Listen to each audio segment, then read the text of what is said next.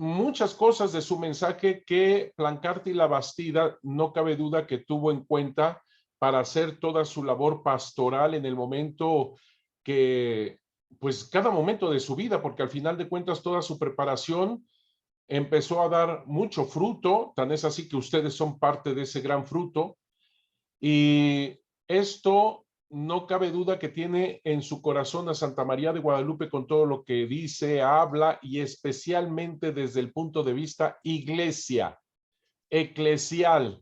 Es algo que subraya muchísimo la Virgen de Guadalupe y que tomó en cuenta evidentemente Plancarte y la Bastida y que lo hace una realidad esta, sobre todo iglesia. Así que María de Guadalupe es mujer que forma, hace, es madre de la iglesia. Vamos a comenzar con esto. Voy a tener que hablar un poco del contexto histórico para entender por qué la Virgen Santísima de Guadalupe quiso hacer esto una realidad del 9 al 12 de diciembre de 1531, haciendo una inculturación del evangelio, que al final de cuentas es la iglesia, inculturación del evangelio, que es poner a Jesús en el corazón de todo ser humano.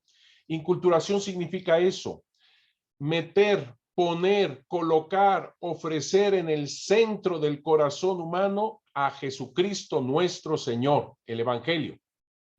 Y eso es prácticamente la labor de la iglesia, prácticamente hacer iglesia, hacer familia. También podemos definir inculturación del evangelio de otra manera. Es tomar las semillas del verbo, se dice mucho de esto, tomar las semillas del verbo, lo dice el Concilio Vaticano II, tomar las semillas del verbo y llevarlas a su plenitud en Jesucristo nuestro Señor. ¿Pero qué significa esto? Es tomar lo bueno y verdadero de todo ser humano, de toda cultura, y llevarlo a quien es la plenitud que es Jesucristo nuestro Señor. Lo digo de otra manera que también de alguna forma el Papa Francisco subraya últimamente. Es tomar el anhelo de vida. Así que semillas del verbo, anhelo de vida, estamos hablando de lo mismo. Es tomar del gran deseo del ser humano, del gran anhelo del ser humano, de la búsqueda de la vida plena y total, de la búsqueda de la verdad, estoy hablando de lo mismo, llevar todo esto que ya está sembrado en el corazón humano a la plenitud de quien es la vida, la verdad, el camino, la plenitud que es Jesucristo nuestro Señor. Esa es inculturación. Inculturación del evangelio. También tengo que manifestarles con un ejemplo algo para no distorsionar, porque yo he visto que de repente se distorsiona esto de inculturación. No es la continuidad de la idolatría, que quede pero clarísimo por el amor de Dios. No es ninguna continuación de la idolatría. Es decir, es como tomar el error y llevarlo a la plenitud al error. No es tomar ninguna inculturación en el sentido de tomar idolatría. Eso no es verdad.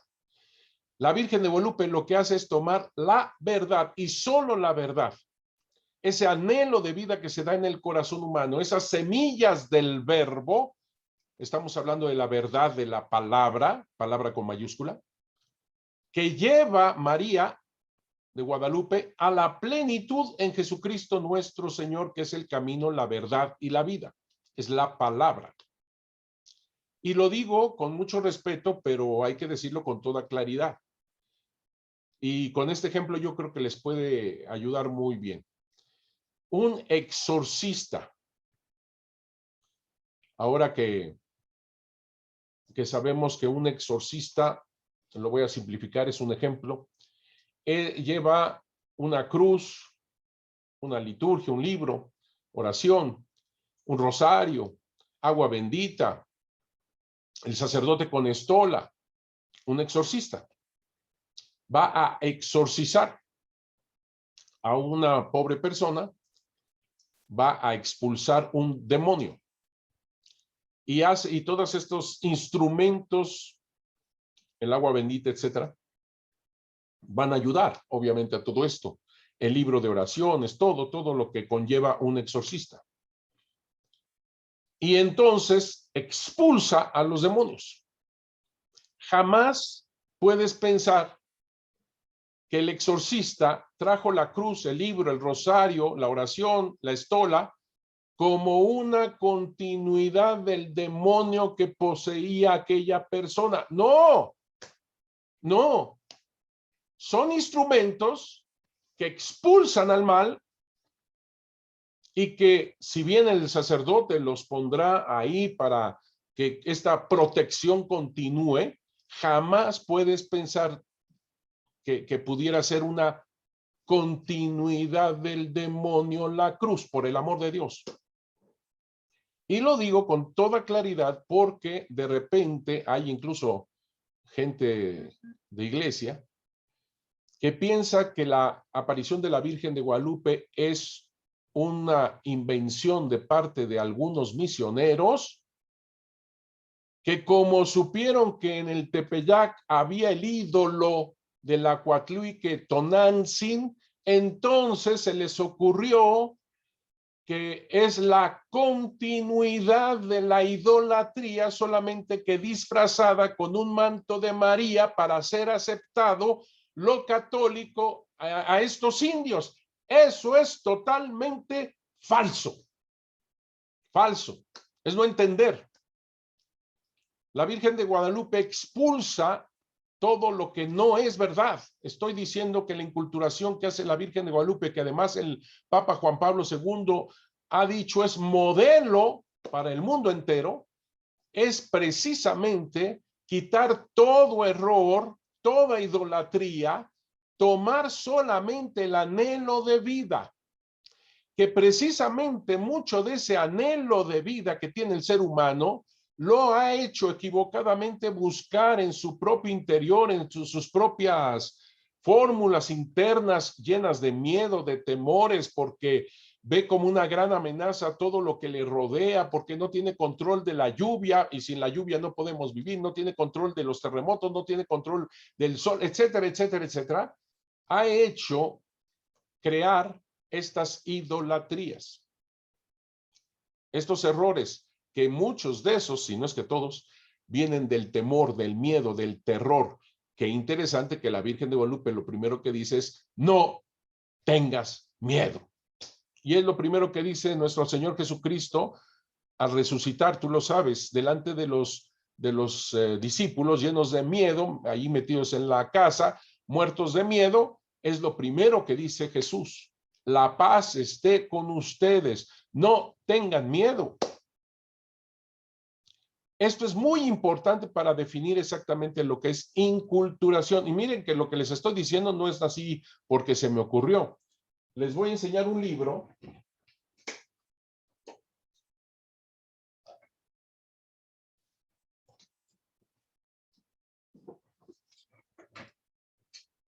A ver si se ve. Del Fondo de Cultura Económica, ¿eh? Y que esto es de lo que más leen ciertamente muchos universitarios.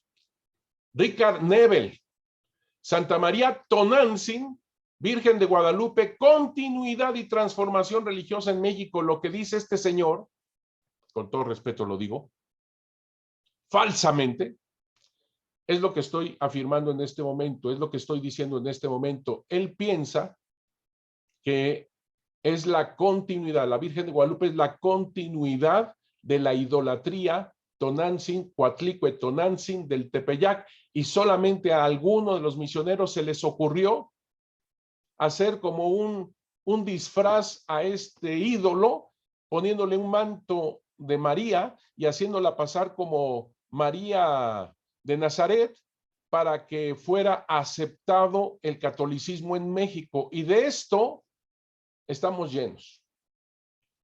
Pero ustedes dirán, ¿y quién es este señor Richard Nebel? No estoy para hablar de él, pero resulta que es un libro presentado por Guillermo Schulenburg. A mí me da vergüenza, me da pena y se los digo con toda honestidad. Si ustedes llegan a lo último del libro, y ya con esto acabo con este libro, en la página 332, a ver, ¿sí se logra ver? Que no le atino. 332. Llega a estas conclusiones haciendo realmente esta torpeza. Dice el autor: consecuentemente, los indios creyentes ya no deben ser objeto de atención pastoral por parte de los representantes oficiales de la iglesia. Lo leo de nuevo. Consecuentemente, los indios creyentes ya no deben ser objeto de atención pastoral por parte de los representantes oficiales de la iglesia. Es decir, exactamente rompe la iglesia, porque está diciendo de que los indígenas ya no necesitan sacerdotes. Y dice esta persona, sino sujetos de su propia fe. Una fe que les haga posible una vida de verdadera comunidad. O sea, no sean iglesia, ellos mismos que se organicen, y al final de cuentas, lo que está proponiendo este señor es una secta indígena. Termino acá en la página 333, muy fácil de acordar, 333. Y dice, los laicos para aprender a descubrirse como comunidad de creyentes. Ahora los laicos, y por lo tanto como iglesia, sin la acción directa de los ministros oficiales ordenados. En otras palabras, es destrucción de la iglesia. Y les presenté nada más este ejemplo de un mal entendimiento de lo que el Papa Juan Pablo II dice de la inculturación del Evangelio. Te estoy diciendo que la Virgen de Guadalupe lo que hace es exactamente lo contrario a lo que este señor señala. Ella hace iglesia, hace comunidad, hace familia, hace casita sagrada, hace civilización del amor de Dios, hace mestizaje. Ella une, no hace sectas. Así que la Virgen de Guadalupe no es ninguna continuidad de ninguna idolatría. Ella toma, vuelvo a repetir, la semilla hacia el anhelo de vida que esto manifiesta. Te lo voy a decir con otro ejemplo que yo creo que va a ayudar mucho. Quien vivió, porque yo veo a todas ustedes, por lo menos las que están aquí en la computadora, muy jovencitas. Yo creo que no vivieron el terremoto de 1985, yo creo que no, se los han de haber contado las superioras y todo eso, ¿no? Pero quienes vivimos el terremoto de 1985, yo recuerdo que hasta los que no decían no creer, ahí estaban gritándole a Dios que por favor los ayudara. Ay, ay Dios mío, ay mamacita mía. Gente que no sabía rezar comenzó a saber rezar en ese momento porque se les venía el mundo encima con el terremoto y eso fue desastroso. Las iglesias al otro día estaban llenas. Es un ejemplo. Hagan de cuenta, la Virgen de Guadalupe toma ese anhelo de vida, eso que suscitó el terremoto. Ella no toma el terremoto, toma el anhelo de vida que se da fuertemente en un momento apocalíptico como el de un terremoto. Ella solamente toma el anhelo de vida, las semillas del verbo, que ahí están en el corazón humano, porque somos criaturas hechas por Dios y nos hizo a su imagen y semejanza y tenemos esas semillas que el verbo mismo ha sembrado. La Virgen de Guadalupe lo que hace es tomar esto y llevarlo a la plenitud en Jesucristo nuestro Señor, que es el camino, la verdad y la vida. Es eso. Ella no hace una continuidad del pecado, no es una continuidad de la idolatría, no es una continuidad del temor, no es una continuidad de la coatlicue, no es verdad. Que a ella se le puede llamar Tonantzin, está bien, porque Tonantzin no es el ídolo. Tonantzin es una palabra náhuatl que significa nuestra reverenda madre, nuestra madrecita, nuestra muy querida mamá. Eso es lo que significa Tonantzin.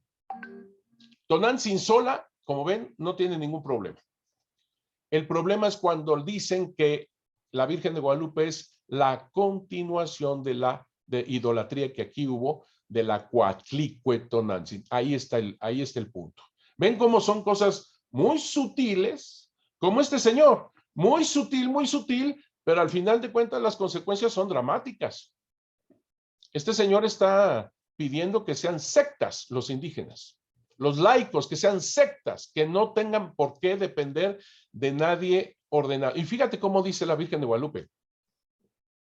No se hace mi deseo, no se hace mi anhelo, no se hace la casita sagrada que tanto quiero sin la aprobación del obispo.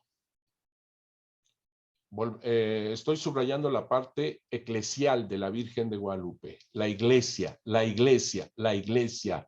Y nuestro padre, porque también es mío, José Antonio Plancarte y Labastida es mi padre también, nos ha enseñado a ser iglesia.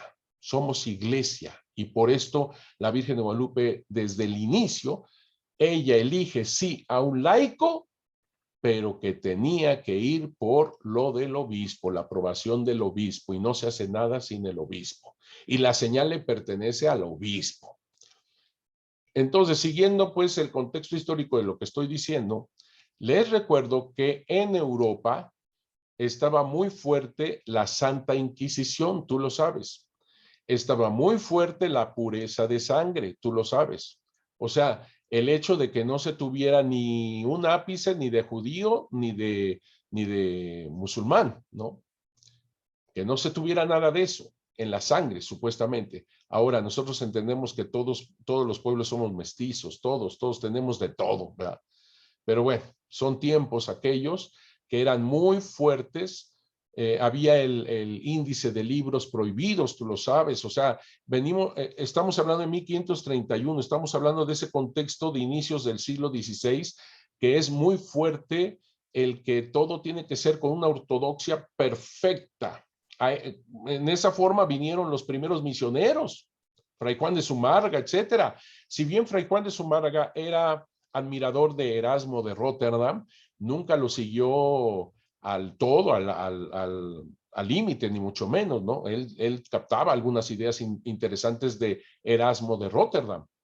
Y otra cosa, los demás misioneros, todos ellos pues franciscanos, estaban pero atentísimos para salvar a los indígenas de la idolatría, estoy hablando de un verdadero exorcismo, y que fueran limpiados por el agua del bautismo y bautizar a cuanto indígena pudiera ser para que la parucía, la segunda venida de nuestro Señor Jesucristo fuera real, fuera verdadera, se tenían que bautizar a todos.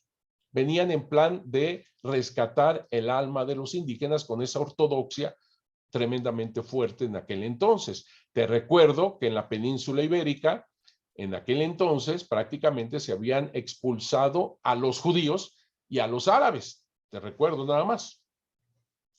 Y entonces es para mí una infamia pretender pensar que la Virgen de Guadalupe es un invento humano por parte de misioneros españoles que estaban respirando, palpitando, viviendo hasta los poros, lo que acabo de señalar, y supuestamente, porque no te dicen quién, supuestamente hubo alguien que agarró la idolatría de este lugar del Tepeyac y la disfrazó como María para pretender de esa manera ser aceptado el catolicismo. Eso es un insulto a todos los misioneros.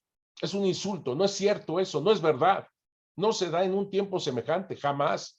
Jamás harían algo así los misioneros, jamás. Pero también es un insulto en contra de los indígenas, porque se pretende que todos los indígenas son una bola de babosos, de idiotas, de tontos, que van a caer en ese engaño, por el amor de Dios. O sea, realmente es fuera de todo. Es como si ahorita, estoy dando un ejemplo, ¿eh? Es como si ahorita algún sacerdote misionero dijera, tiene mucho arrastre la Santa Muerte, la voy a tomar, le voy a pintar el manto azul, que no sé qué, no sé cuánto, y la voy a hacer pasar como María, la Santa Muerte. Haz de cuenta esa tontera que acabo de decir, se diera en nuestros días. Es absurdo, es absurdo. Así que no se dejen engañar por eso de que lo que pasa es que están tratando de poner, alguien tuvo que haber inventado esto. La Virgen de Guadalupe es una cuestión humana. Alguien tuvo que haber inventado toda la historia y todo este asunto para hacer idiota a todos los indígenas. Hay un documento que se llama Los Coloquios, que está en el Archivo Secreto Vaticano. Y es el primer diálogo que tienen los indígenas, por lo menos el primer diálogo que se hizo por escrito. Fray Bernardino de Sahagún, fueron los indígenas quienes le dictaron a Fray Bernardino de Sahagún cómo estuvo ese primer diálogo con los nobles y con los sacerdotes indígenas, por un lado, y por el otro lado los franciscanos. Y entonces ahí en ese diálogo, que es muy interesante, se encuentra, te digo, en el Archivo Secreto Vaticano, el original, pero ya se ha publicado esto en muchos lugares. Les recomiendo a Miguel León Portilla, que lo publicó, Los Coloquios, y entonces se da uno cuenta de cómo están los indígenas verdaderamente en una depresión total. Es un documento de 1524, es decir, los franciscanos llegaron a México en ese año. Es un documento recién llegados los franciscanos, para que se ubiquen en el contexto histórico. Y ahí tú ves cómo los indígenas querían morir, porque murieron sus dioses, decían. Si han muerto nuestros dioses, déjenos morir con ellos. Recién habían pasado toda la situación apocalíptica para ellos de la conquista, como tú sabes, en 1521. El documento, te vuelvo a repetir, es de 1524. Y recién habían, y todavía tenían esta mortandad por la viruela. La viruela mató la mitad de la población indígena. Estamos en esta pandemia y yo creo que podemos con esto acercarnos un poquito a lo que vivieron aquellos mexicanos indígenas en aquel tiempo de la conquista, cuando se presenta la viruela y mató la mitad de la población indígena. Tú podrás entender también, con una mentalidad de aquel entonces, mítica, religiosa, etcétera, etcétera, que tanto los españoles como los indígenas ven morir a los indígenas, no a los españoles. Y entonces, lógicamente, nuestro Dios, dicen los españoles, es más poderoso que el de ustedes. Estoy hablando desde la visión de un indígena de aquel entonces. Y entonces, los mismos españoles se sienten más confirmados en lo que estaban haciendo, y mientras los indígenas se sienten más derrotados todavía. No, la derrota en la conquista, lo más duro, no es solamente lo militar, económico, la estructura social o política, es la estructura religiosa, porque todo tiene que ver con la religión de parte de los indígenas, como también lo era de parte de los españoles en aquel entonces. Entonces la depresión es terrible, no hay sentido de la vida, no hay para qué vivir. Y entonces surge aquello de Netzahualcóyotl, que por cierto el rey Netzahualcóyotl, el rey sabio, había vivido un poco antes de la llegada de los españoles. El rey Netzahualcóyotl, de mentalidad tolteca, él no es mexica, es tolteca.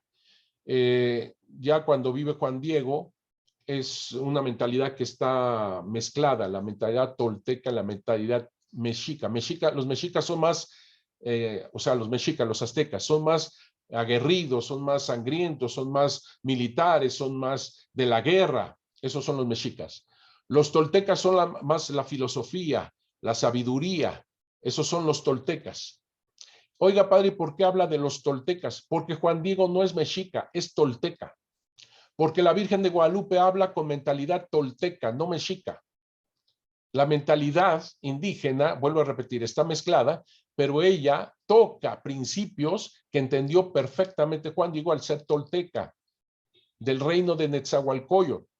Y Netzahualcóyotl, que murió antes incluso de la llegada de los españoles, es quien logra captar que hay una idolatría, porque sigue siendo idolatría, suprema, una suprema idolatría. No llega al verdadero Dios, que quede claro, ¿eh? No llega al verdadero Dios.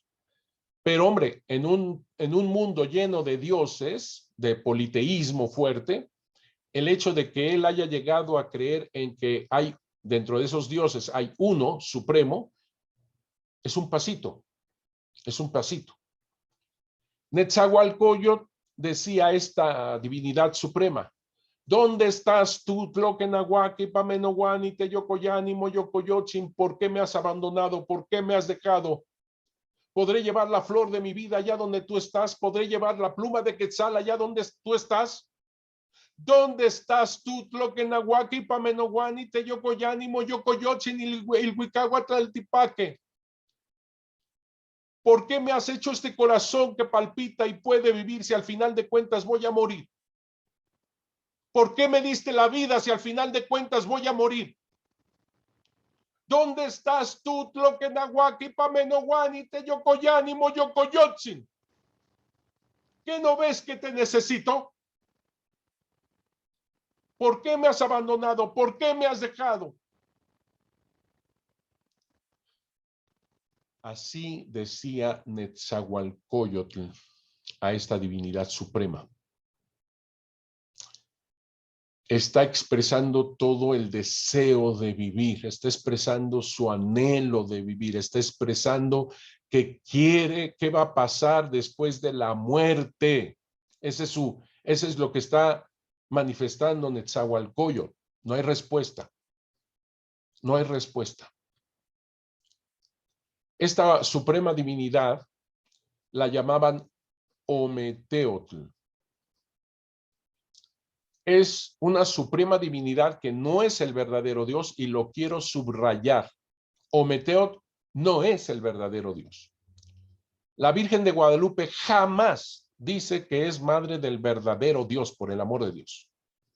Eso es algo que le tuve que corregir, y aunque le dolió, porque le dolió, ni modo, ni modo. A Monseñor José Luis Guerrero hasta lloró cuando le estuve diciendo todo esto. No es, Ometeo no es el verdadero Dios. Es un Dios que está alejado. Es un Dios que no ama y que no se le ama.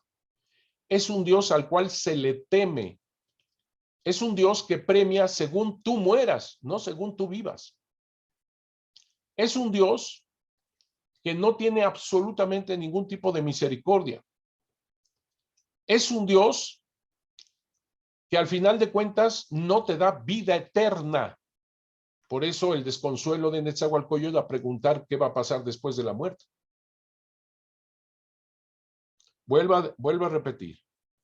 El gran Netzahualcóyotl ya es mucho que haya dado ese pasito a creer en una suprema divinidad, pero no llega al verdadero Dios.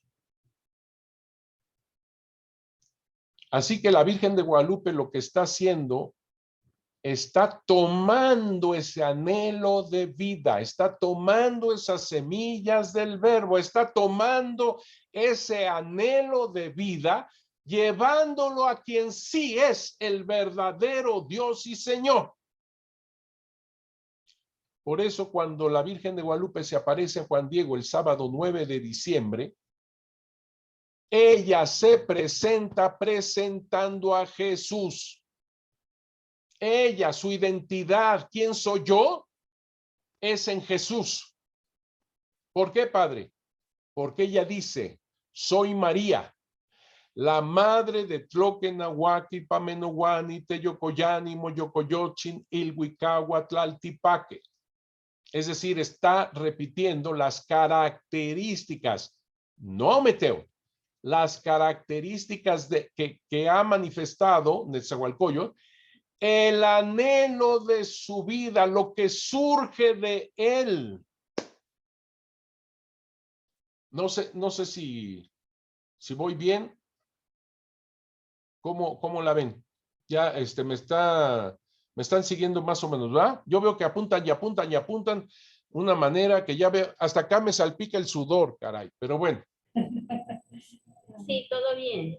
Todo bien. Si hay alguna duda, Sí, me dicen, ¿eh? sí, Por señor. eso, si se fijan, estamos en una parte que simplemente es muy importante aclarar, porque si no, comienza a haber este tipo de situaciones que al final de cuentas llegan a dramáticas conclusiones como las de este señor, ¿verdad? Que no puede ser. Parece algo ligerito.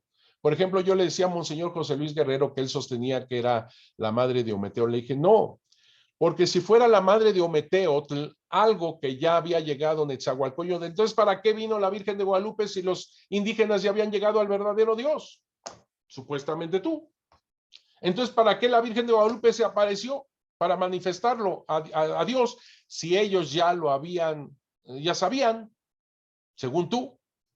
Entonces, ¿cuál es la desesperación en Netzahualcóyotl? Porque si ya sabían que era el verdadero Dios, ¿cuál es su problema? Porque tendría que saber de la vida eterna, etcétera, etcétera, etcétera. O sea, no me pudo, y todo esto con fuentes, con fuentes históricas, todo esto con fuentes históricas.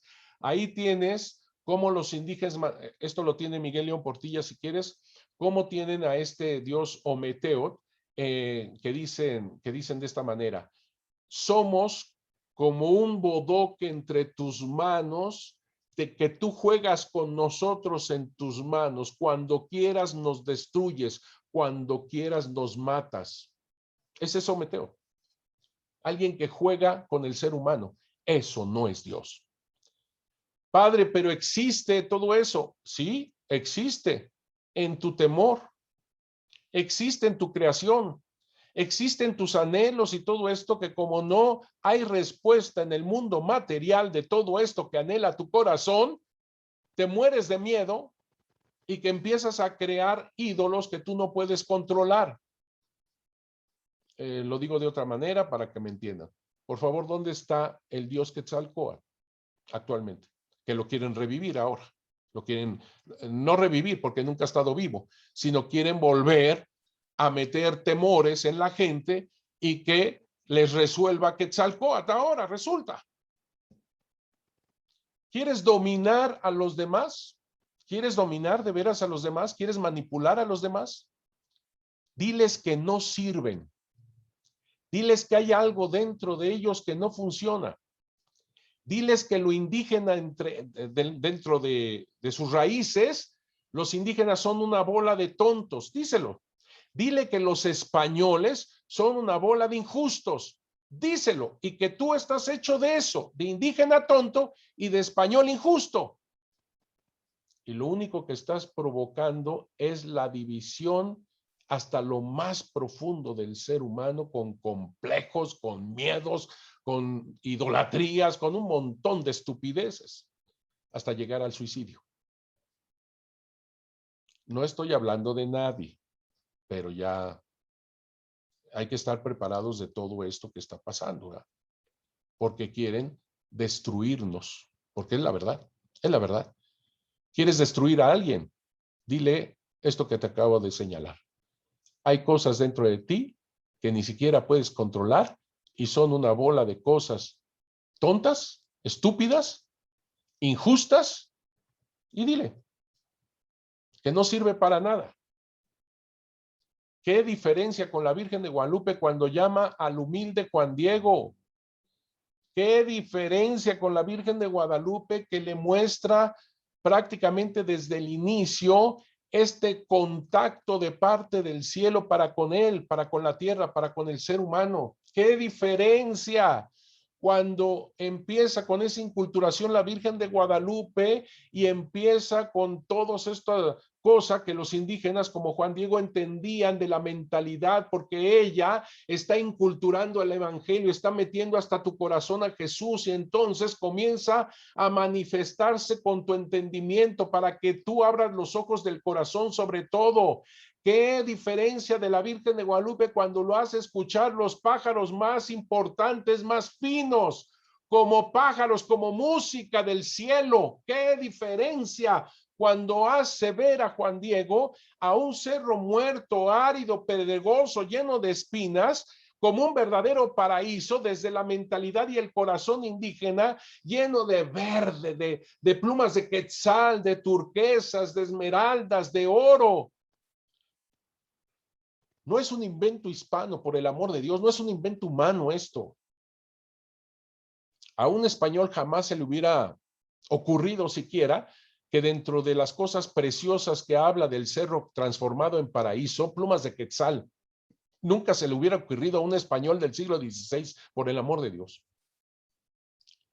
Para los españoles las plumas eran simplemente un plumero. No había una cosa preciosa, ni mucho menos. Para el indígena, nada menos que hasta la corona de Moctezuma estaba hecha de plumas de quetzal. Lo más precioso es ese azul del cielo y el verde de la vida que se conjuntan en las plumas maravillosas del quetzal. Vale más que el oro para el indígena. Así que hace una perfecta inculturación la Virgen de Guadalupe, tomando las cosas buenas, positivas, lo verdadero, el anhelo de vida que está en el corazón humano. Sí, con todas sus limitaciones, por supuesto, con todo su pecado, pero ahí están las semillas que sembró Dios. Y eso es lo que toma la Virgen de Guadalupe.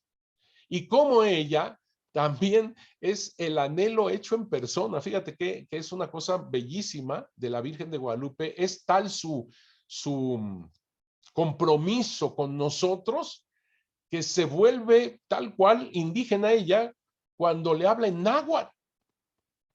Ella es de Nazaret. Ella es judía. María es judía. Y aquí en la inculturación perfecta le habla en náhuatl, con categorías náhuatl, como hemos visto. Y además con las costumbres náhuatl, cuando le dice Juanito, Juan Dieguito, acuérdate que ese diminutivo es de nuestras raíces indígenas. Juanito, Juan Dieguito, jamás será de otro tipo de cultura. Aquí, tú sabes, en la Arquidiócesis de México ya tenemos sacerdotes de África. Y claro, hay un sacerdote africano en una colonia muy popular aquí en la Ciudad de México que la gente le dice el padre negrito. Y como en África el diminutivo no es como aquí de cariño, de dignidad, sino más bien es como de desprecio, no le gusta al padre africano que le digan negrito. Y entonces le dice a la gente, a mí díganme negro, miren, soy negro, díganme el padre negro, ¿no? Así dice el padre. Y la gente dice, ah, qué padre negrito. O sea, lo negrito no se lo va a quitar jamás, ¿verdad? Porque para la gente el diminutivo es amor, cariño, ternura. A ustedes seguramente les dicen madrecita, monjitas, seguramente les dice la gente, ¿no quieres usted un cafecito, galletita, cremita, azuquita, servilletita? Ahorita se lo traigo, hermanita. Y así, todo es en diminutivo. Eso es indígena y así se pone la Virgen de Guadalupe cuando le dice Juanito, Juan Dieguito, con toda la dignidad, cariño de la cultura indígena. Cuando él está descubriendo todo esto, él mismo se pregunta, ¿dónde estoy? ¿Dónde me veo? ¿Acaso allá donde dejaron dicho nuestros antepasados, nuestros abuelos? Así lo dice. En la tierra de las flores, Xochitlalpan, en la tierra del maíz de nuestro sustento, ¿acaso estamos en la tierra celestial? Fíjate, por favor, la manera de hablar de Juan Diego, este laico humilde, sencillo, obediente. No se acordó de los franciscanos donde él iba al catecismo en ese momento. Nunca dijo, ¿dónde estoy? ¿Acaso en el paraíso que los franciscanos muy amablemente me enseñaron en la doctrina de Tlatelolco? Nunca dijo eso. Dijo, mis ancianos, mis abuelos, es decir, mi cultura, es decir, mi sabiduría, es decir, mi autoridad. Todo eso significa los ancianos. está inculturándose. La Virgen de Guadalupe, al inculturar a Jesús, ella misma se está inculturando y se está haciendo uno de nosotros, porque cuando sube Juan Diego y la ve, inmediatamente describe a esta doncella de Nazaret, a esta mujer que todo en su entorno, todo el universo en su entorno, es un verdadero paraíso, pero ella lo recibe de pie, de pie. Y todavía dice, ven juntito a mí, con toda dignidad, con todo cariño. La Virgen de Guadalupe elige a este laico para ser iglesia, para formar iglesia. Y por eso le dice el mensaje más hermoso, para eso viene. Espérame. Hay algo que es muy importante que logremos entender en la aparición de la Virgen de Guadalupe en este momento. No es una mariafonía, no es una aparición de María, solamente, subrayo, solamente. No es una aparición de María solamente. Es un encuentro con Jesús. Oiga, padre, ¿ya le está diciendo a María que es Jesús? No. Lo que pasa es que María viene embarazada.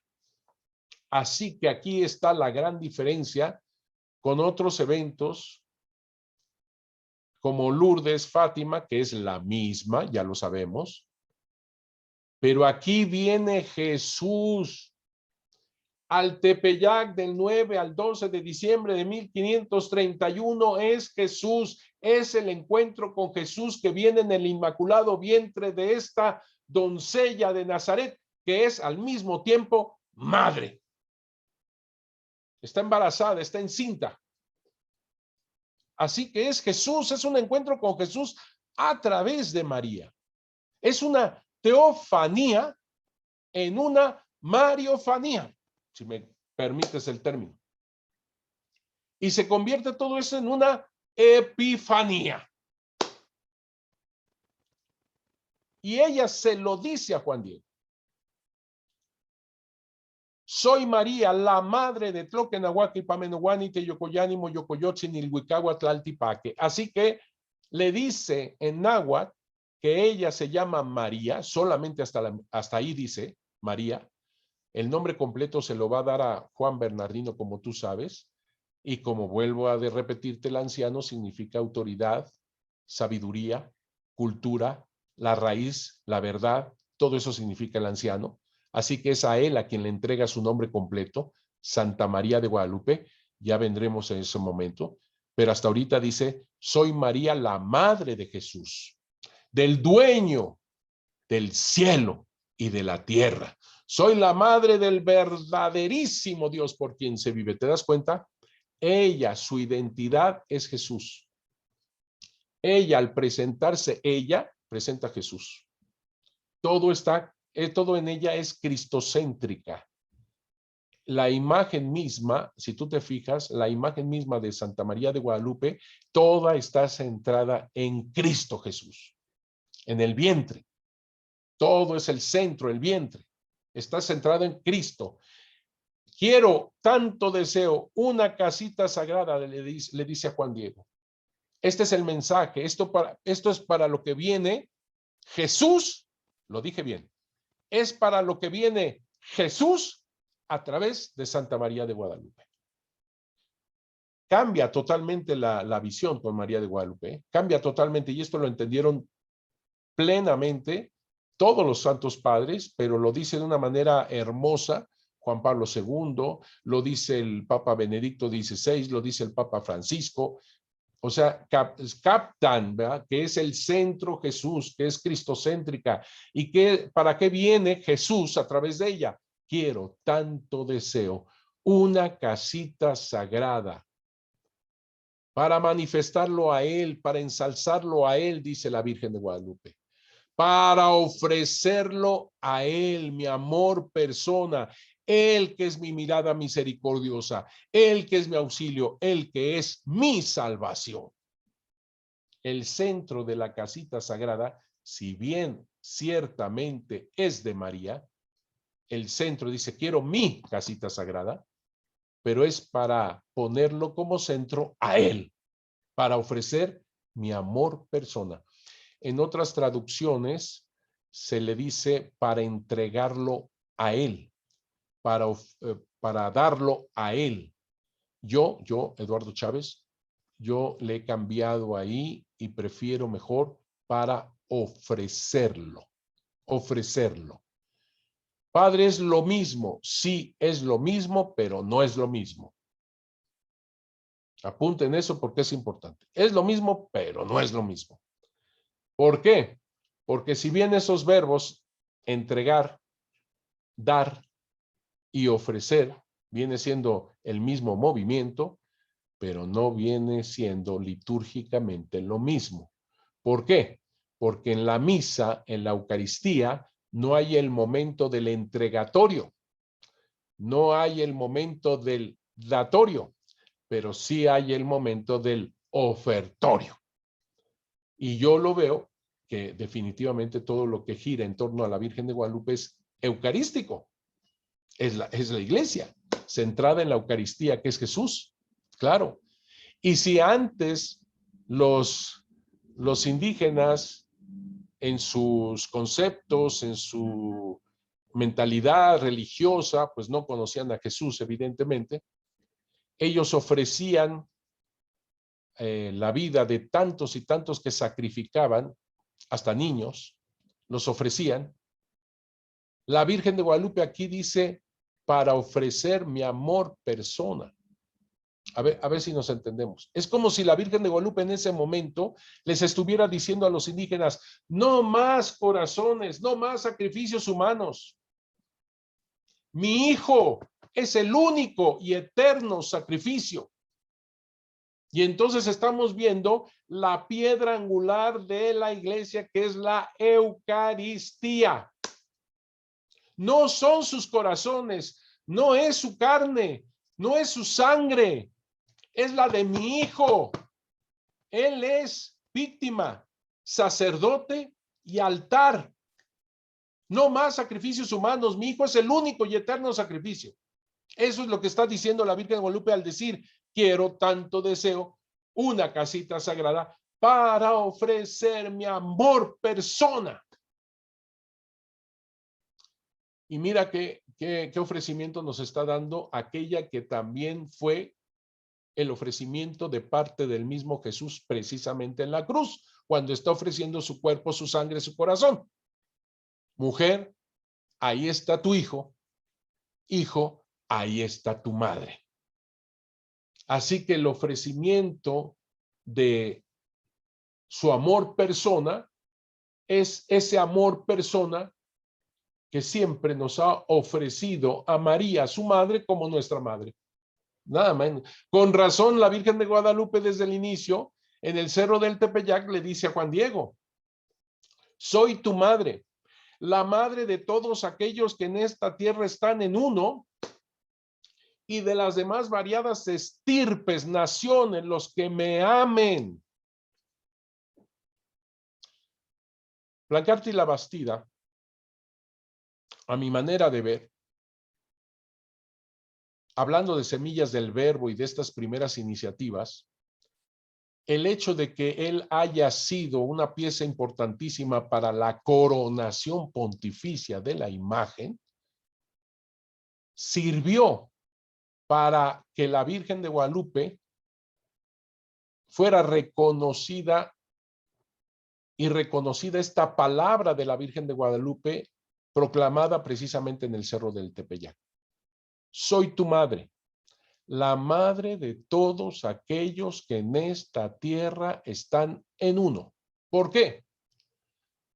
Porque esa coronación pontificia de la Santísima Virgen de Guadalupe en 1895, el 12 de octubre, sirvió precisamente para unir, otra vez la palabrita famosa, unir, no hacer sectas, no, unir en la iglesia en torno a la presencia de María. Vinieron muchos obispos de muchas partes del mundo, como tú sabes, de este continente. es cuando yo creo más todavía tocó el corazón. Digo más porque ya muchos de los países tenían ya cierto conocimiento de María de Guadalupe. Algunos virreyes de aquí de México habían llevado imágenes de la Virgen de Guadalupe, nada menos que a Guatemala, a Perú. Hablando de esto, por ejemplo, hay una imagen de la Virgen de Guadalupe, yo creo que es de las más antiguas, 1540, 1542 en Guatemala. O sea, a poquititos años de la aparición, ya hay una imagen en Guatemala. Hay otra en Perú, en esos años del virreinato. Bien. Pero esta vez tocó el corazón de tal forma que inmediatamente le pidieron al Santo Padre que ella fuera su patrona. Estamos hablando de unificación como iglesia que somos. Y entonces el Papa concede en 1910, como tú sabes, que ella sea patrona de América Latina. Esto, para mí, es producto de lo hecho por Plancarte y la Bastida, la unidad en todo el continente. Porque todavía, otra cosa que es importante que tú lo sepas, no somos los mexicanos que nos imponemos con María de Guadalupe para que sea señalada como patrona, que quede claro. Son los obispos de cada diócesis, arquidiócesis en el mundo, en los países distintos, quienes se unen y firman una carta y se lo piden al Santo Padre para que ella sea su patrona. No es imposición de los mexicanos. Así que lo concede el Santo Padre y da como patrona a Guadalupe en 1910. Pero como aquí andábamos en revoluciones, como tú sabes, se tuvo que confirmar esto en 1933 y así se hizo en 1933. En 1935 ahora fueron los filipinos que querían a María de Guadalupe como su patrona y fue concedido. 1935. Y fue San Juan Pablo II quien en 1999 concede que sea patrona de todo el continente americano. En mucho se le debe a esto que ha realizado Plancarte y la Bastida.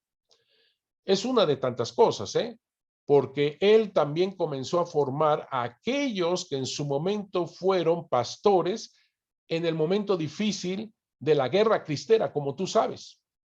Gracias a Plancarte y la Bastida, hubo gente aguerrida que tomó, ahora sí el toro por los cuernos y gritando viva Cristo Rey, viva la Virgen de Guadalupe, esa unidad en el mestizaje que significa el amor de Dios entre todos nosotros como familia, como esa casita sagrada. Por eso es tan importante su mestizaje, por eso es importante el que ella sea morena, porque además de que se identifica con nosotros, te recuerdo que ella es una mujer de Nazaret, pero ha tomado dos nombres, María, que es judío, Guadalupe, que es árabe.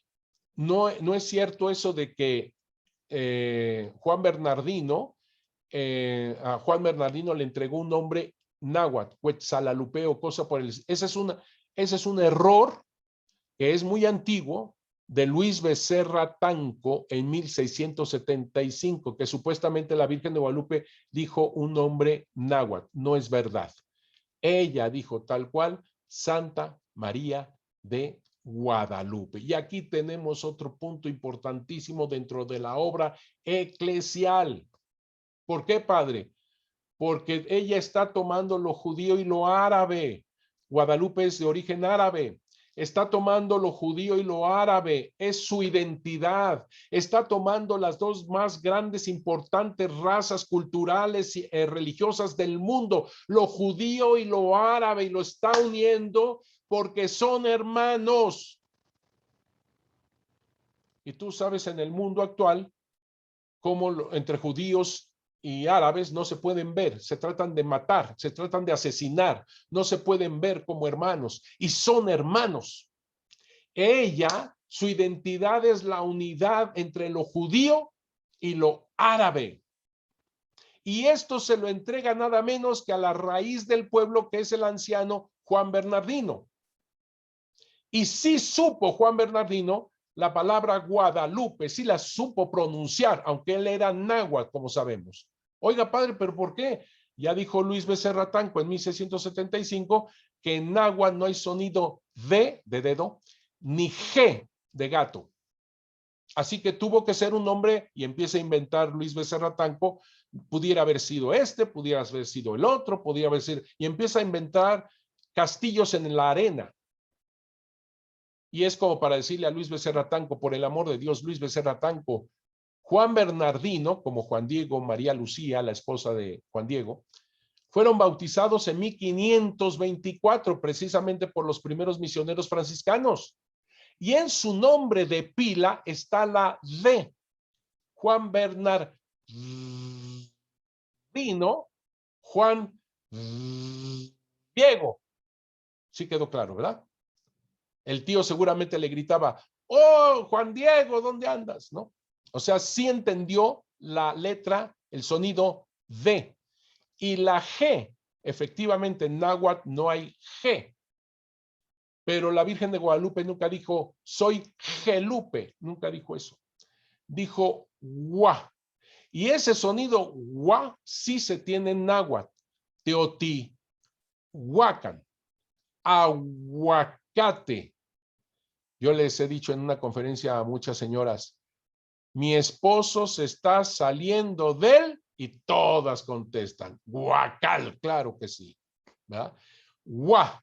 El sonido gua sí lo tienen los nahuas, los nahuas, ahí está. Así que entendió perfectamente Juan Bernardino Guadalupe. Y otra cosa más seria, más científica, no existe, no hay ningún documento, ninguno, mijos, ninguno, ni siquiera hecho en náhuatl, ninguno que hable de otro nombre de ella. Todo es María de Guadalupe. Así de claro. Así que su fundador hizo bien en nombrarlas así, con Guadalupe, ¿verdad? Hizo muy bien. Es un sonido que es exacto, que fue claro y además con una profundidad tremenda. ¿Por qué? Porque además María significa la iluminadora. Ella no es la luz, es la que ilumina por la luz. Entonces, en su nombre está manifestando, está haciendo testimonio de quien es la luz verdadera, que es Jesús. Ella ilumina por Jesús. Guadalupe, el cauce del río. Eso significa el cauce del río, el lecho del río. Ella no es el agua viva, ella conduce el agua viva. Otra vez, está manifestando a Jesús, el agua viva. Ella conduce el agua viva, que es Jesús, no es ella. Así que en su nombre, otra vez, Cristo céntrica, su nombre. Ahora entendemos cómo su mestizaje al final de cuentas es del mundo entero. Soy tu madre, le dice a Juan Diego, la madre de todos aquellos que en esta tierra están en uno y de las demás variadas estirpes, naciones, los que me amen. Y lo que comenzó Plancarte y la Bastida con la coronación de la Virgen de Guadalupe, en realidad la coronación que él logró desde el fondo es unirnos como familia de Dios, civilización del amor de Dios. Que eso se fue manifestando a través de buscar el patronato de ella, está muy bien, es lo que manifiesta, pero es la unidad de todos. Eso es su casita sagrada que tanto deseo, dice la Virgen de Guadalupe. Si estoy diciendo que es precisamente el tomar el anhelo de vida, la inculturación, tomar el anhelo de vida y llevarlo a la plenitud, exactamente lo que ella misma se manifiesta con ese anhelo de vida. Quiero, tanto deseo, una casita sagrada. Ese es el anhelo de vida. Al final de cuentas, mijos, ¿cuál es el anhelo de vida? De Jesús, para ofrecerlo a él, mi amor persona, camino, verdad y vida. Todos estamos anhelando vivir lo mejor, y la muerte que no tenga ya dominio sobre nosotros, porque nosotros queremos estar vivos en plenitud, y el único que da eso es Jesús.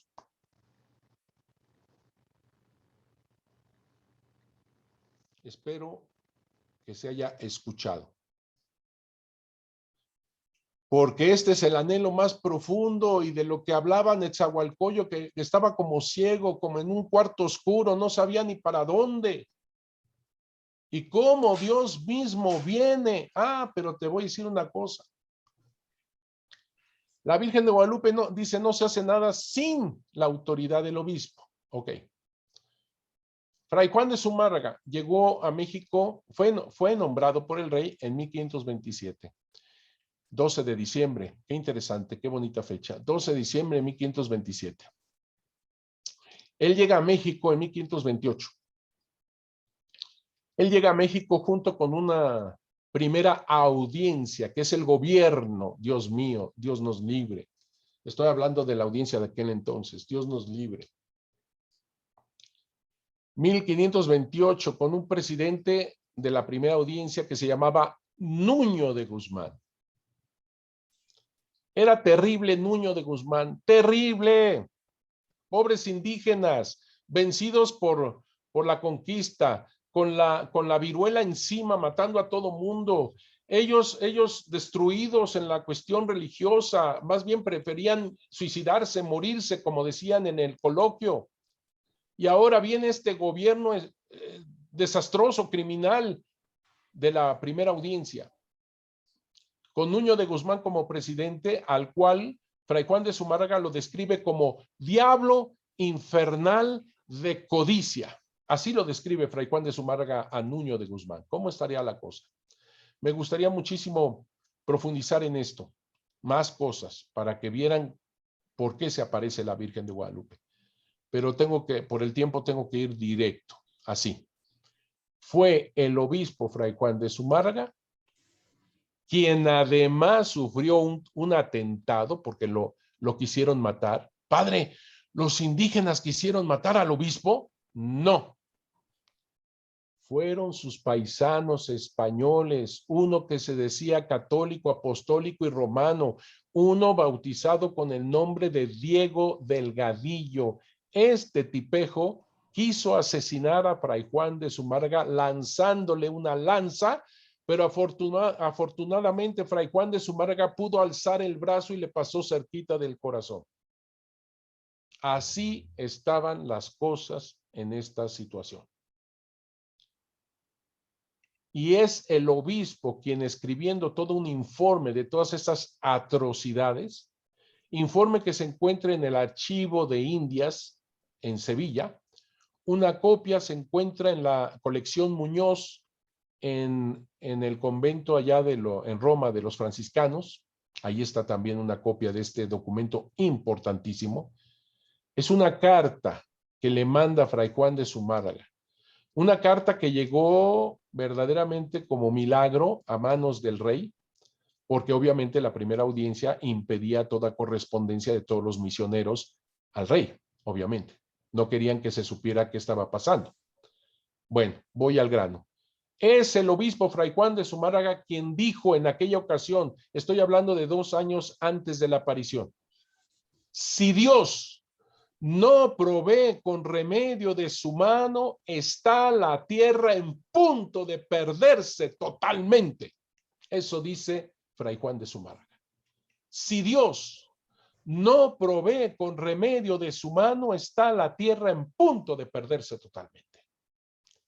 Y te das cuenta cómo Dios no solamente hizo cosas, sino Él mismo viene a través de la Virgen de Guadalupe.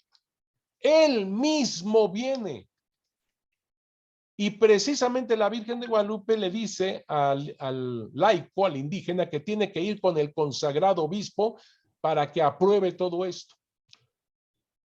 Me voy a tener que saltar algunas cosas que me parecen muy importantes de esta formación de iglesia, de la misión que todos nosotros tenemos en ser instrumentos de este amor de parte de Dios, y máxime que tenemos este título de guadalupanos, por supuesto, y con tanto honor, con tanta, híjole, no, con tanto orgullo, santo orgullo, y que tenemos que ser dignos para aportar un título semejante. El caso es que va Juan Diego, tú lo sabes. No lo trató mal, jamás lo trató mal Zumárraga, jamás lo trató mal. No le creyó, es obvio, ¿verdad? Imagínate tú. que la Virgen me habla, no es fácil. Y regresa Juan Diego, pero aquí quiero resaltar algo que dice la Virgen de Guadalupe cuando recibe a Juan Diego todo triste, soy cola, soy ala, búscate a otro, como tú sabes. El hecho de que la Virgen de Guadalupe le dice, tengo a muchos, mi hijo, pero es necesario que seas tú personalmente. Y aquí quiero subrayar, te pido, te ruego, te suplico que tú seas mi intercesor. Eso es algo precioso. El laico intercesor de Jesús, intercesor de María. Porque te recuerdo que viene Jesús con ella. Así que es intercesor. Y le pide y le suplica. Cuando Juan Diego va por segunda vez al obispo, te recuerdo, el obispo le pide una señal y Juan Diego dice, se apresta, dice, sí, ¿cómo no?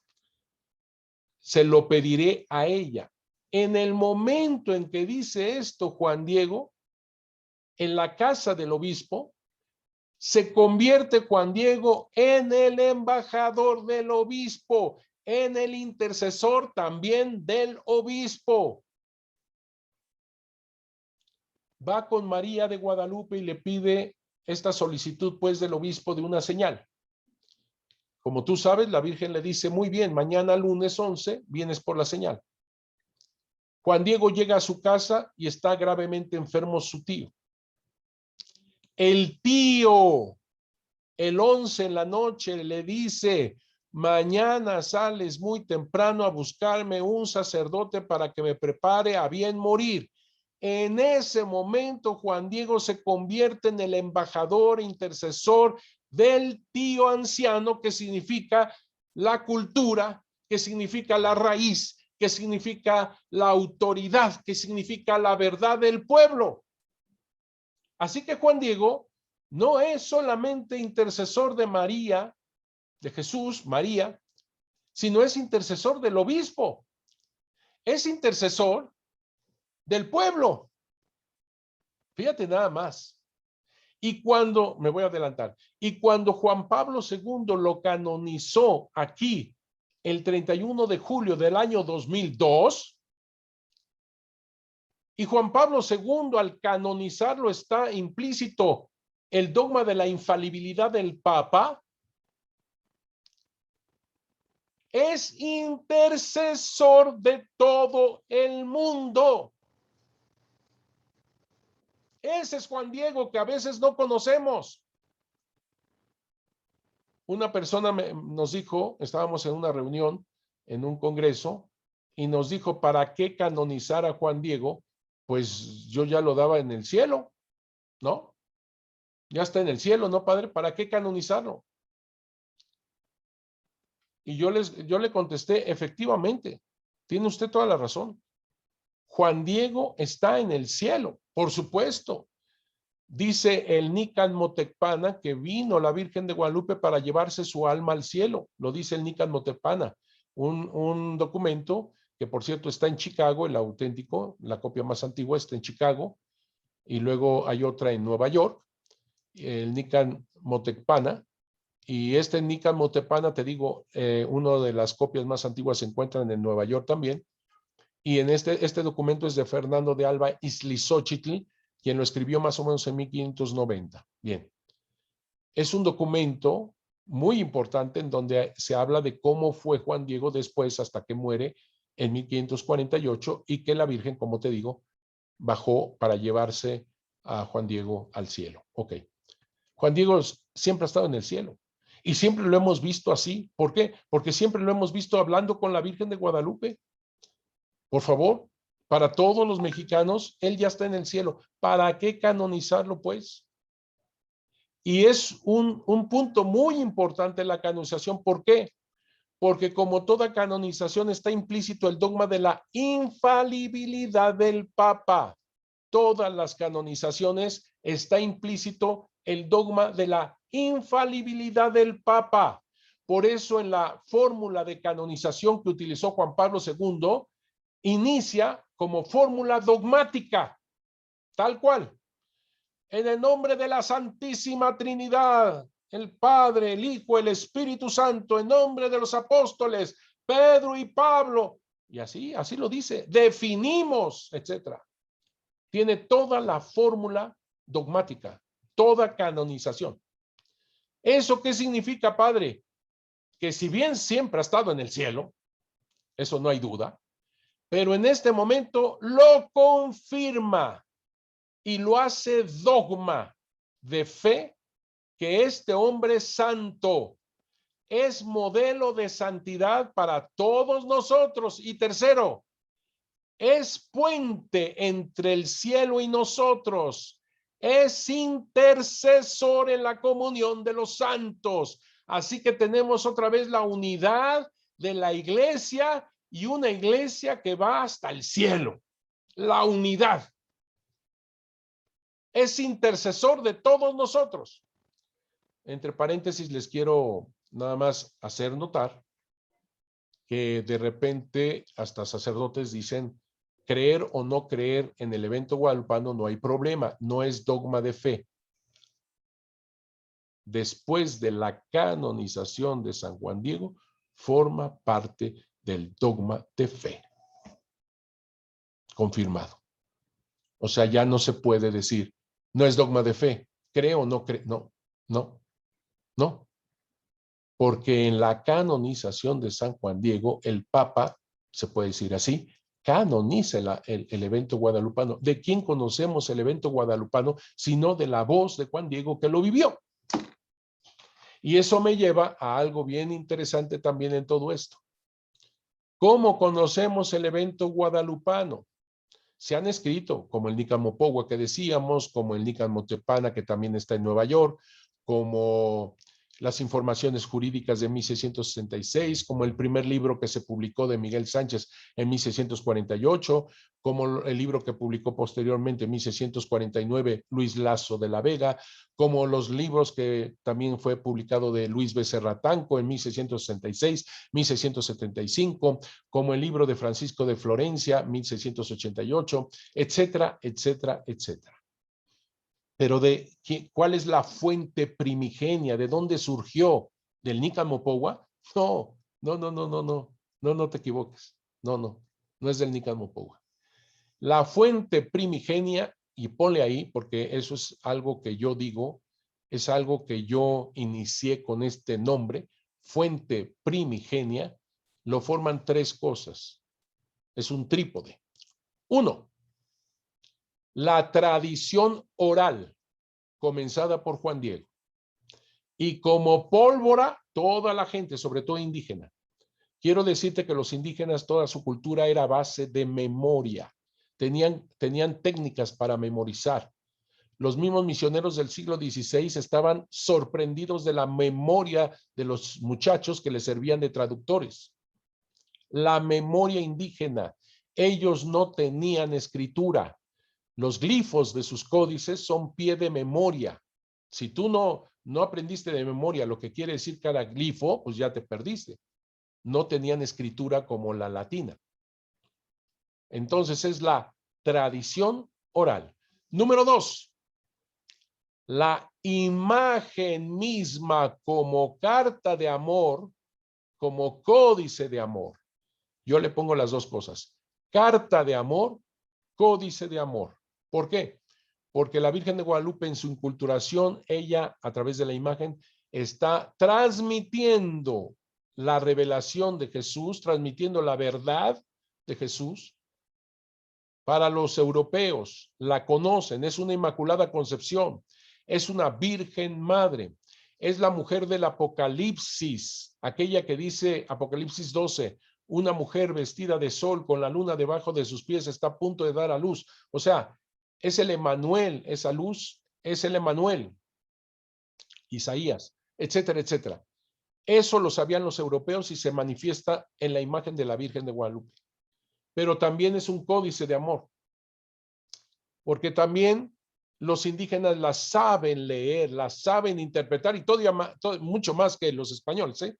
porque cada flor es un glifo, cada cosa que tiene ahí del universo es algo que para los indígenas menciona mucho más. Lástima que ya se me fue el tiempo, pero te voy a mencionar solamente las nubes, porque la Virgen de Guadalupe está llena de nubes y ustedes deben de estar llenas de nubes. Desde la mentalidad indígena decían así. Esto se lo dijo, por ejemplo, Moctezuma a Hernán Cortés cuando se vieron por primera vez. Tú que vienes entre nieblas y nubes, lugar a todos desconocido. Entre nieblas y nubes, tú ve los coloquios que te mencioné y dicen los indígenas a los españoles.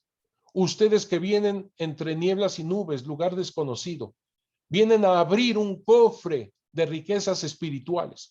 Ustedes que vienen entre nieblas y nubes, lugar a todos desconocido, abriendo un cofre de religión, de espiritualidad, de cosas preciosas, divinas. Ustedes son ojos, oído y boca de aquel invisible y espiritual, en ustedes se vuelve visible. Eso significa entre nieblas y nubes. Entonces te doy un ejemplo para que entendamos cómo los indígenas, viendo simplemente la Virgen de Guadalupe llena en torno todas estas nubes, ella viene de un lugar desconocido, ella viene a abrir un cofre espirituales, preciosas, divinas. Ella es ojos, oídos y boca de aquel invisible y espiritual, en ella se vuelven visibles. Esto para que entendamos cómo los indígenas leían este códice. Y mucho más, como tú sabes, la flor de 4 pétalos, las flores tepetl, cerro, las estrellas conforme a la organización de todas las constelaciones, la luna, ella en medio de la luna, México en medio de la luna, en el ombligo de la luna, ya te podrás imaginar. Ella no tiene una serpiente, pisando una serpiente como toda Inmaculada Concepción de Europa, claro que no. ¿Por qué? Porque para los indígenas la serpiente es algo bueno, no es algo malo, es el líquido precioso, es la sangre vital, es la sangre de vida. Por eso la serpiente no podría ser.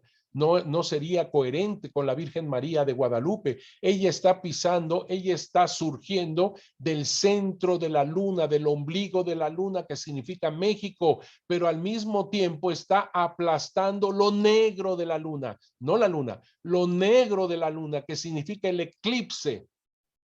Para los indígenas, el diablo, Satanás, el mal, no es la serpiente, es el eclipse. Y ella está, ella está de pie en la luna, aplastando el eclipse, para que me entiendan. No es algo malo la luna, el eclipse es el que está aplastando a la Virgen, y lo entienden los indígenas. Así que, hermanos míos, Juan Diego, como todos nosotros, instrumentos del amor de Dios, a eso estamos llamados, a ser intercesor para hacer de nuestro mundo este hogar, esta familia, esta civilización del amor de Dios, este templo, esta casita sagrada llena de unidad en la misericordia de Dios. Y como Juan Diego, la Virgen de Guadalupe elige a lo más humilde, a lo más sencillo, para que se manifieste la gloria de Dios, la fuerza y el poder de Dios, del verdaderísimo Dios por quien se vive. Cualquiera podría haber dicho, ¿por qué la Virgen de Guadalupe no se apareció directamente al obispo y ya? No, es que tiene que ser así, como dice la Virgen de Guadalupe, es que tienes que ser tú. ¿Por qué fui religiosa yo? Hay muchas otras personas que podrían hacerlo y mucho mejor que yo. Tienes que ser tú personalmente, porque aquí lo que se trata no es tu fuerza o tu poder, sino de lo que se trata es la manifestación de la fuerza, del poder, que significa el amor misericordioso de parte de Dios, como lo hace la Santísima Virgen de Guadalupe. Y por eso es tan humilde, tan sencillo lo que le dice a Juan Diego cuando él estaba angustiado, había perdido la esperanza. Hay un tío mío, siervo tuyo, madre mía, que está muy malo, está muy enfermo, va a morir. Pero a eso vinimos, niña mía, le dice Juan Diego, a esperar el trabajo de nuestra muerte. Le salió lo indígena, Netzahualcóyotl y todo eso de Juan Diego, que es mentalidad tolteca, como te dije al inicio. A eso vinimos, niña mía, a morir. Y es ahí donde la Madre de Dios, con toda humildad y toda sencillez, le dice, no tengas miedo. ¿Acaso no estoy yo aquí que tengo el honor, la dicha, la alegría de ser tu madre? Nada menos que la Madre de Dios dice tener el honor y la dicha de ser nuestra mamá. Soy tu protección, tu resguardo. Soy la fuente de tu alegría, la fuente de tu salud. Estás aquí en mis entrañas, en el cruce de mis brazos, en el hueco de mi manto. Y en sus entrañas está Jesús. Nos pone en Jesús. Eso que tanto anhela nuestro corazón. Ella nos pone en aquel que es el camino, la verdad y la vida. Y en ese momento cura a Juan Diego. Sí, lo dije bien, lo dije bien. Cura a Juan Diego. De esta persona angustiada, triste, desesperada, lo curó del corazón. Y asimismo es cuando cura al tío Juan Bernardino y se entrega totalmente entregando su nombre completo, Santa María de Guadalupe. Creo que ya me pasé. Lo siento mucho. No, padre, le falta la tercera parte, padre, la tercera. Nomás nos dijo dos. Uno es la tradición oral, la segunda la yati y la tercera. Dices bien, va a ser otro programa de 1 hora. No. Te los digo rápido porque tienen que tener completa la fuente primigenia. Gracias por avisarme, hermana. 1, la tradición oral que comienza con Juan Diego. 2, la imagen misma. 3, los signos de los tiempos. Los signos de los tiempos. Es decir, ella se aparece del 9 al 12 de diciembre de 1531. No es un acaso, no es un accidente, es por algo muy importante, porque coincide el 12 de diciembre con la gran fiesta indígena que se llamaba Panquetzalistli, que es en el solsticio de invierno, cuando ellos estaban muy preocupados porque las tinieblas podrían vencer y ellos morir. ¿Ven? Otra vez el anhelo de vida pues el anhelo de vivir. Y es ella quien nos trae al verdadero sol de justicia, la verdadera Pascua. Ojo, ella no toma la fiesta de Panquetzalistli, toma el anhelo de vida que se da fuertemente, apocalípticamente, en ese momento tan crucial para los indígenas, el 12 de diciembre en aquel entonces. Alguna de ustedes maestras me dirá, el 12 de diciembre no es solsticio de invierno, es el 22 de diciembre. Y me lo dirá bien, porque usted es una maestra actualizada. Y es que entonces está viendo con el calendario actual, gregoriano, que se funda en 1582. Pero estamos hablando de 1531, que se tenía el calendario juliano equivocado por 10 días.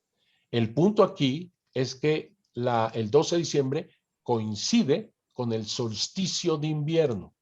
Que los europeos le hayan puesto 12 de diciembre y ahora 22 de diciembre, para los indígenas es lo mismo. El punto es el solsticio de invierno cuando se hacía esa fiesta, como te digo, de Panquetzalistli. No es el único signo de los tiempos. Recordemos que los indígenas pensaban que todo iba a terminar en 4 movimientos, 4 terremotos. Y en 1530 hubo 3 terremotos. En 1531, el cometa Halley apareció en el cielo de México. Para los indígenas el mundo se está despedazando, los terremotos significaban ya estamos a punto de terminar todo, y todavía en 1531 resulta que viene un eclipse. Si te estoy diciendo que para los indígenas un eclipse es lo más terrible, es Satanás, es el demonio, es el mal, va a vencer, pues ya te podrás imaginar cómo estaban los indígenas con 3 terremotos, un cometa, el eclipse, y por si afuera poco, hasta hubo un torbellino de fuego. O sea, son puros signos de los tiempos, como pasó, y como ustedes lo pueden leer en la Sagrada Escritura, cuando muere Jesús. Hubo terremotos, se parten las piedras, se rompe el velo. O sea, hay signos de los tiempos, hay eclipse, hay signos de los tiempos que están enmarcando todo esto. Vuelvo a repetir, la Virgen de Guadalupe no toma panquetzalistli, no toma idolatría, no toma ninguna fiesta idolátrica. Toma el anhelo de vida que se da fuertemente en un momento semejante. Eso es lo que hace la Virgen de Guadalupe en la plenitud. Padre, el original del Nican Mopogua, ¿dónde se encuentra? No se conoce. Está perdido. ¿Y por qué la copia la tiene en Nueva York? Buena pregunta. Yo no voy a hablar de robos en esta media hora, pero por ahí va la cosa, ¿verdad? Y no te estoy hablando de robo americano. Lo más vergonzoso es robo mexicano. Eso es lo más vergonzoso. Un bibliotecario que estaba en tiempos de Don Porfirio se lleva por su cuenta y riesgo, y yo no sé por qué no subrayan más ese punto, subraya, no sé por qué no subrayan así, pero yo sí lo voy a subrayar. Se llevó documentos de la nación, de la cultura mexicana, para tener un mismo altura de vida en Europa, a vender documentos. Eso es lo más triste, lo más terrible. Algunos que sabían de la importancia de este tipo de cosas lo fueron comprando, franceses, etcétera, ingleses, y luego por intercambios, llega a la biblioteca de Nueva York. Pero es una pena, es una vergüenza, porque luego dicen, los americanos nos roban. No, no, no, no, no, no, no, no, no. Nosotros mismos nos estamos despedazando. Esto es parte de lo que estoy diciendo cuando no te ves como familia, cuando no te ves en la unidad, cuando no te ves como una cultura, civilización del amor de Dios, que es lo que quiere la Virgen de Guadalupe. Gracias, Padre. Es triste, pero ojalá que algún día, ojalá, hay que pedirle, sería un milagrazo tremendo que lo llevaría a la santidad total en la canonización a nuestro padre Plancarte la Bastida, que encontremos el Nican Mopogua original. Sabemos que es copia porque ese Nican Mopogua está en un papel ya posterior, pero también tiene dobles párrafos. Se ve que el que lo estaba copiando se le olvidó que ya había copiado ese párrafo y lo volvió a copiar. Por eso sabemos que es una copia. De las más antiguas, sí. Y muy bien, muy bien. Y hubo otro criminal que esa de Nueva York le arrancó las últimas páginas. ¿Y qué parte le arrancó del Nican Mopogua cuando Juan Diego le da la vuelta al cerro y este delincuente se llevó, robó, así arrancó la parte donde la Virgen de Guadalupe le dice, no tengas miedo, acaso no estoy yo aquí que tengo el honor, la dicha de ser tu madre? ¿Cómo lo sabemos lo que sigue? Gracias a la copia que hizo, porque es una copia de Luis Lasso de la Vega, quien publicó en 1649 todo el Nican Mopogua. Gracias a él, nosotros sabemos lo que falta de esa copia. En fin, es toda una aventura de Sherlock Holmes. Pero no me gustaría hablar, bueno, no era el caso de hablar tanto de de cada documento y todo eso, porque si no se nos iba ahí. Pero algunas cosas como esta es muy importante saber cómo está, obviamente. Gracias, Padre.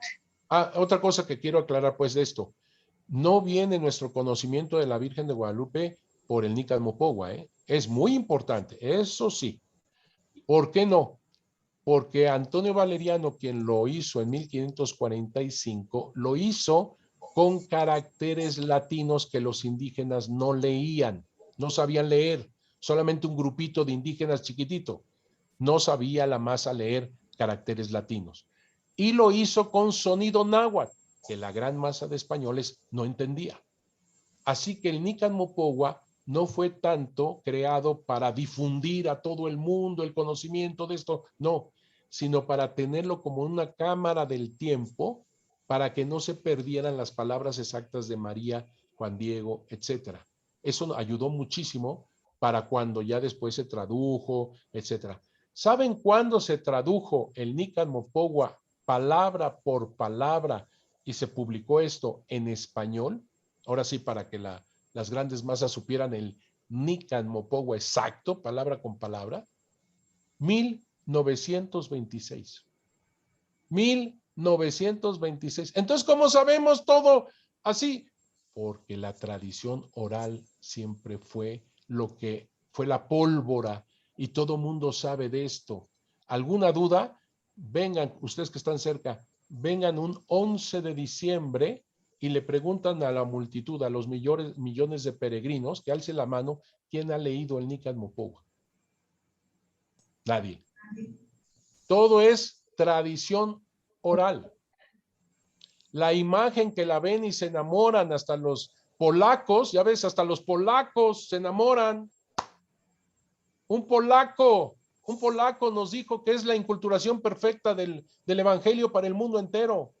Un polaco, cuando le dijeron, no vaya a México, está muy enfermo, está muy mal, Santo Padre.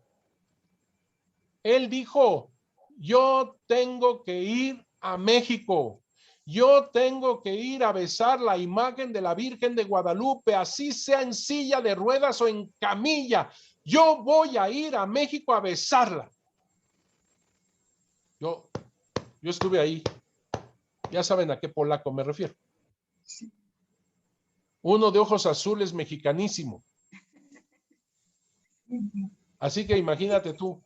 Y por eso yo quiero mucho a Plancarte y la Bastida, porque además de que pues tuvo la gracia de parte de Dios de llegar aquí como abad de nuestro cabildo, de ser un gran hombre, quise siempre esa mentalidad de iglesia, siempre crear los mejores sacerdotes, seminaristas, las mejores religiosas y todo porque quería y amaba a su iglesia y sabía que desde su iglesia se hace familia verdadera con aquel que es el centro, Jesús, a través de la Virgen de Guadalupe.